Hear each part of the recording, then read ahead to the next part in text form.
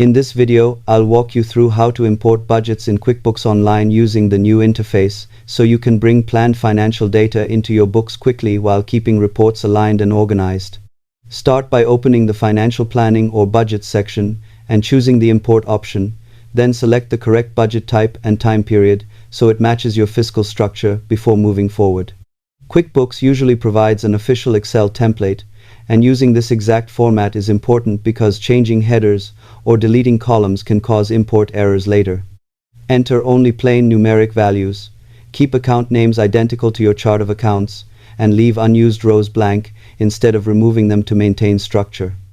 After saving the file, upload it back into QuickBooks and carefully review the preview screen to catch mismatched periods or account labels before confirming. This extra verification step helps prevent inaccurate forecasts and clean up work later. Subscribe for simple tech tutorials and honest software walkthroughs every week.